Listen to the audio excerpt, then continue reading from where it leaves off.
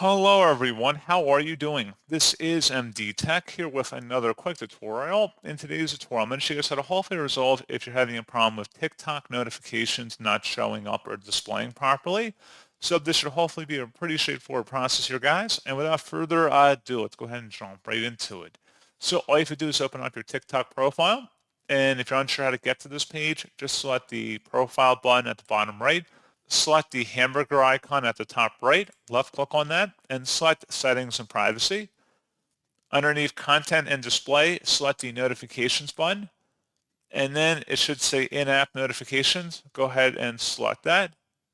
Make sure that they are turned on respectively for whatever settings you're having an issue with. So if you're not getting notifications regarding comments or likes, for example, make sure they are toggled to the on position. And then you can also go underneath push notification schedule.